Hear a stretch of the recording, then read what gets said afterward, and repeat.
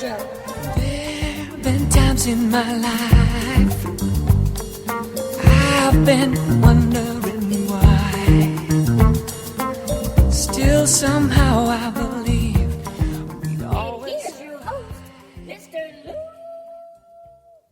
Greetings, everyone, and this is Lou Riley with the Lou Riley Live Show, and I'm here to talk to you today about health, about wellness, about some of my experience and how it might be able to better assist you along your journey.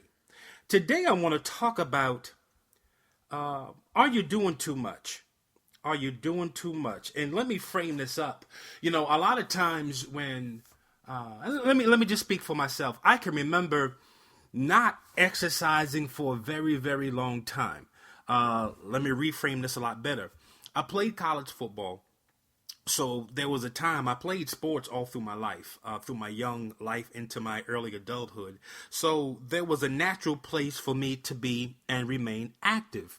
However, when I left college and got into the work world, there was not that built-in activity.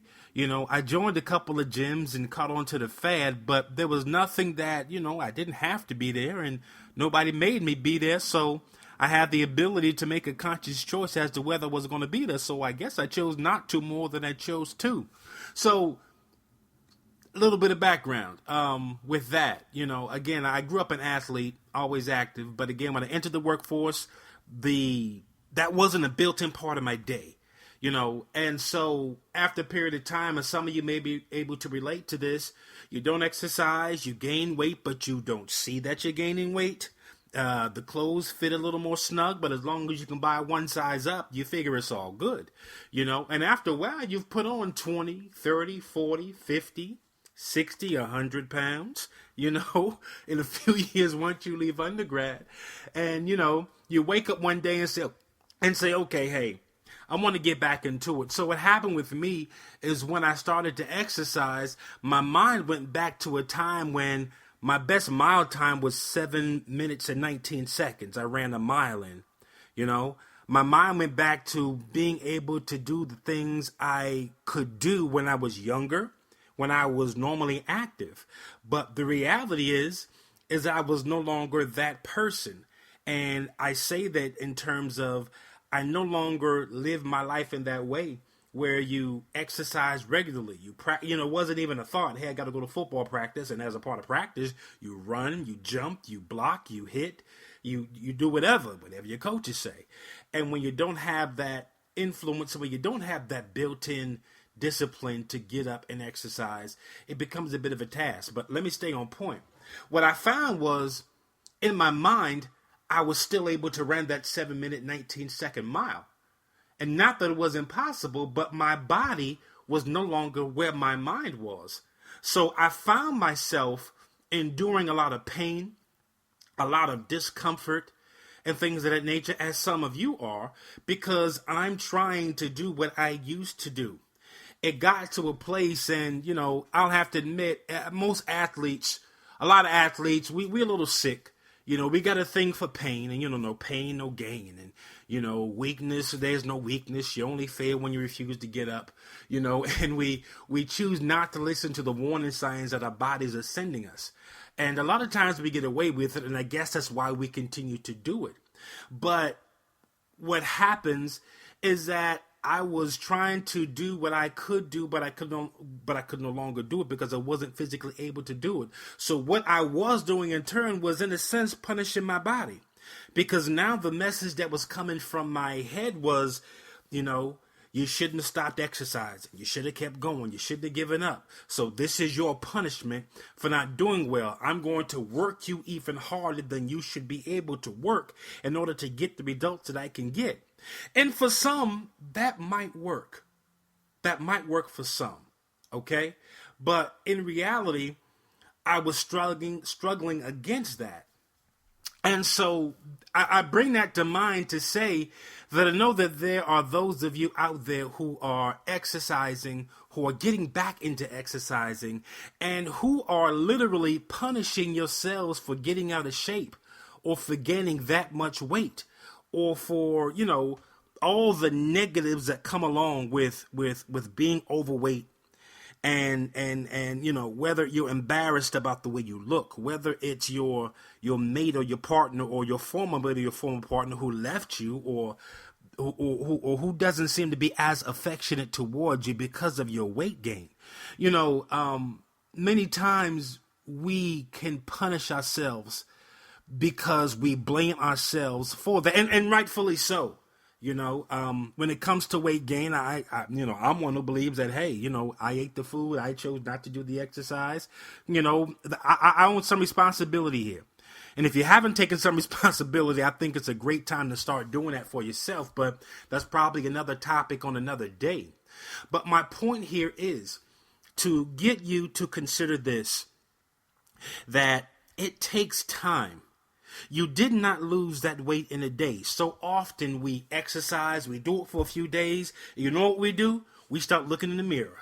You turn to the side, you hold your stomach in, you want to see if this outfit looks right, if the clothes fit right on you. We expect immediate results.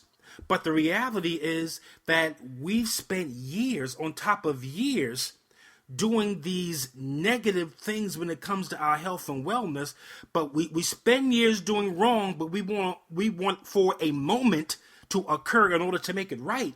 And it doesn't work like that. Let me tell you what's helped me, because I've been there. I've been frustrated. I was that mirror watcher. I was that person who was on the scale getting pissed because the scale didn't move as quickly as I thought it should. I thought that losing 2 pounds was crap. You know, what is 2 pounds? You know, I got a lot more to go. But what helped me, and maybe this can begin, if you're not there, maybe this can begin your mind getting to that place, was that number one, being healthy is a lifestyle. And you don't start a lifestyle immediately. You have to grow and develop into it, especially when it comes to health and wellness. You have to literally re-educate yourself on A, how to exercise, and in no particular order. A, how to exercise. B, the proper amount of rest that you need. Because if you're not getting enough rest, your exercise and C, your diet mean absolutely nothing. You know, oftentimes we can bust our butt, you can work hard, and then you can turn around and you can eat the workout right out of your system. Trust, I've done this. You can eat it away. You know, and if you're not getting the proper rest, then your body and the systems and the multiple moving parts that make us up as human beings can't function the way we're supposed to function, because we're not giving it the proper rest. And again, that's definitely another subject I'll touch on in the near future, are those things that are so important to us. Again, rest, water, and exercise. You know, and as I heard a gentleman say a while back on a video, if he had to rank them, he put rest number 1, water number 2, and exercise is number 3. So understand that you just don't go from 0 to that. You know, it's a process. And I think that sometimes we don't give ourselves the room and the space to grow. We don't let it be okay that, you know, today I can't walk a mile. Today I can only walk for 5 minutes. We don't say that today I have this great healthy way that I eat, as opposed to, you know what? Today I'm going to, instead of drinking 3 sodas, I'm going to drink 2. You know, instead of that extra drink at night, I'm going to have water instead. I'm going to increase my water intake, you know? Instead of loading my plate with meat and starches and things of the nature, you know what? I'm gonna make a little less meat. I'm gonna have a little more vegetables than I normally do, and I'm gonna start working it that way. You see, so many times we want to jump right into what we consider to be success. But guys, there's a lot of work that comes in before that. And it's within that before, you know, a lot of times we see before and after photos. And what you don't see, that thin line that separates those 2 photos, there's a lot of stuff that goes on inside between those thin lines, between the before and before the after, you know. But so many times we see that, And we want that to happen for ourselves immediately. You've got to trust when I tell you there's a whole lot of stuff that's happening in between the before and the after. And the only way you can get to the after is to endure, to educate yourself, to learn patience, to learn tolerance, to learn acceptance of who and what you are at that given moment in time, to love every inch of who and what you are despite the fact that you don't like it and you're going to change it.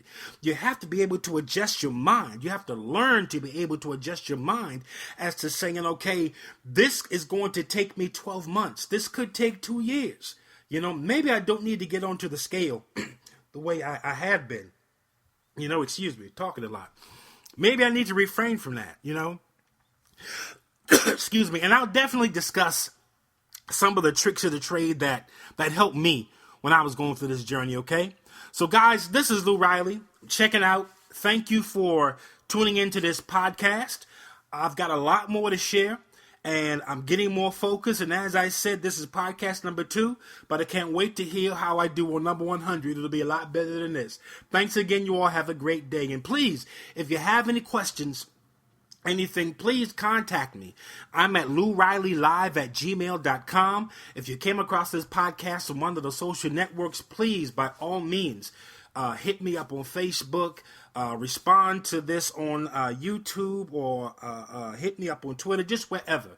If you got any questions, please, I'm here to help you, okay? So, that being that, you all take care. Have a good one. Greetings, everyone, and welcome to the Lou Riley Live Show. There have been times in my life I've been